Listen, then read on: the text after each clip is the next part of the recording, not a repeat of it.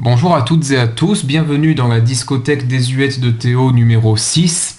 Aujourd'hui, je souhaiterais m'intéresser à l'un des artistes les plus énigmatiques de ces 50 dernières années. L'homme qui est passé d'une variété grand public, consensuelle, à l'avant-garde expérimentale la plus timbrée. L'homme sans qui David Bowie ne serait pas tout à fait le David Bowie que l'on connaît. L'homme qui a influencé aussi bien Neil Hannon de The Divine Comedy que Thom Yorke de Radiohead. Je voudrais m'intéresser aujourd'hui à Scott Walker. Plus particulièrement à une période cruciale de sa carrière, au cours de laquelle il va sortir ses plus beaux albums et commencer de façonner sa légende. C'est celle qui va de 1967 à 1970 et qui regroupe donc ses 5 premiers albums solo, Scott, Scott 2, Scott 3, Scott 4 et Till the Band Comes In. Scott Walker a fait toute sa carrière en Angleterre, de sorte que l'on jurerait aujourd'hui qu'il est britannique d'origine. En fait non, c'est un Américain qui est né dans l'Ohio en 1943 et qui s'appelle de son état civil Noel Scott Engel. Il a pris son pseudonyme de Scott Walker lorsqu'il a intégré au milieu des années 60 le groupe The Walker Brothers, un trio de faux frères dans lequel il était le chanteur principal et le bassiste. Les Walker Brothers s'intégraient parfaitement au paysage musical et stylistique de la variété américaine des années 60, marqué notamment au début de la décennie par les productions très chargées, très orchestrées et très résonantes de Phil Spector. Ils avaient tout évidemment pour cartonner dans leur Amérique d'origine, et pourtant ils n'ont rencontré là-bas qu'un succès qui existait, mais un succès d'estime, si vous voulez. Et c'est en Angleterre que les Walker Brothers sont devenus, en l'espace de deux tubes majeurs, une institution de la variété pop, avec leur reprise de The Sun Ain't Gonna Shine Anymore, originellement de Frankie Valli, et de Make It Easy on Yourself, qui était chanté à l'origine par Jerry Butler. Ce succès phénoménal, autant qu'inattendu de l'autre côté de l'Atlantique, a fait que Scott Walker s'est installé en Angleterre, où il a acquis cette réputation de jeune crooner de soul blanche, à la voix très racée, très élégante, même étonnamment mature pour son jeune âge. Dans le même temps de son succès grandissant et de sa découverte de l'Europe, Scott Walker connaît un coup de foudre artistique véritable pour ce fameux Belge avec la mer du Nord pour dernier terrain vague. Il est sidéré par l'univers de Jacques Brel.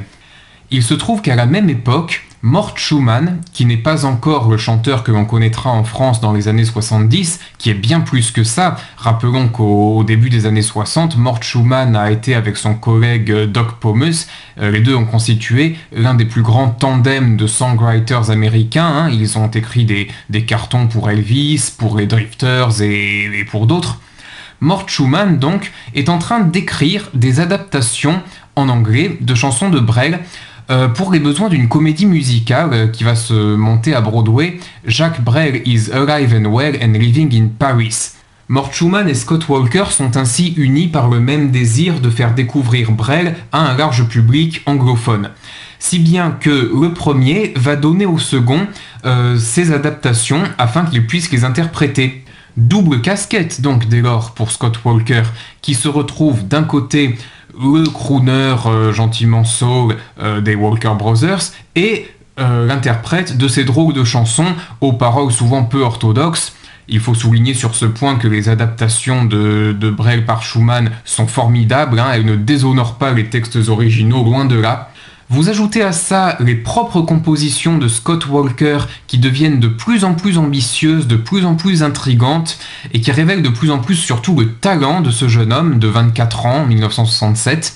Et vous avez exactement les 3 composantes des 2 premiers albums de solo de Scott Walker, Scott 1967 et Scott 2 1968. Ces 2 albums très similaires sont aussi très étonnants. Leur cohérence repose sur la voix chaude, suave et totalement orgiaque de Scott Walker, ainsi que sur la production très riche, très baroque, très orchestrée, signée la plupart du temps de son collaborateur Wally Stott. Ce que l'on peut remarquer en revanche, c'est le grand contraste évidemment stylistique mais aussi qualitatif qu'il y a entre d'un côté les reprises américaines, appelons-les comme ça, les reprises de Jacques Brel et les chansons originales de Scott Walker. Alors, si les reprises américaines qui sont, comme chez les Walker Brothers, issus soit de comédies musicales, soit des reprises de hits de l'époque, ou même des années 50. Si ces reprises-là n'ont rien de transcendant, en revanche, les reprises de Brel sont absolument extraordinaires, sont indispensables à tout fan de Jacques Brel qui se respecte. Pensez donc, l'univers brélien, cette tragicomique et grotesque, dans le noble sens du terme, exploration des hommes et des sentiments humains, se retrouve propulsé au milieu d'une espèce de grandiloquence, là encore dans le bon sens du terme, d'une grandiloquence baroque, très anglaise. C'est la rencontre explosive, il fallait que ça se fasse. Les interprétations de Scott Walker confèrent à Brel un ton très juste et très bénéfique. Il interprète ça avec une espèce dans la voix, une espèce de noblesse, d'aristocratie fatalement décadente, fatalement fin de race. Une fausse retenue de crooner en fait, une fausse maîtrise crooneresque de la situation qui est toujours forcément au bord du précipice, comme dans ses interprétations de Mathilde ou de Jackie, laquelle paraîtra en single d'ailleurs. Et qui des fois tombe à pieds joints dans le précipice parce qu'elle ne peut pas faire autrement. C'est le cas de cette grandiose adaptation de Au suivant, Next, qui réussit le prodige de sombrer autant dans la démence que la version originale. Deux de ces reprises, qui figurent toutes deux sur le premier album, à savoir Amsterdam et La mort, qui devient My Death, Ma mort, connaîtront une postérité certaine lorsqu'elles seront reprises 5 et 6 ans plus tard par David Bowie, grand admirateur de Scott Walker et de Jacques Brel également. Quand Scott Walker chante Brel, on ne parle pas de rock, et encore moins de glam rock, mais lorsque Bowie, en plein essor glam rock, le Bowie de Ziggy Stardust et d'Aladdin Sane, le reprend à son compte, il révèle à mon avis toute l'essence contenue dans les reprises de Brel par Scott Walker. Ces adaptations, en fait, elles forment les prémices de tout ce que sera le glam rock anglais des années 70 dans son attitude. C'est-à-dire cette espèce d'irrévérence dans la grandeur, de grandeur et décadence mêlée, si vous voulez, qui est tout à fait provocante, faut pas l'oublier, et tout à fait jouissive, tout à fait jubilatoire dans la provocation. Les compositions originales de Scott Walker, enfin, sont de loin sur ces deux albums les moments les plus complexes, les plus intéressants musicalement, et ça veut beaucoup dire. Scott y flirte déjà avec l'expérimentation et veut prouver qu'il n'est pas seulement un grand interprète, il est aussi un grand créateur, un grand faiseur de sons.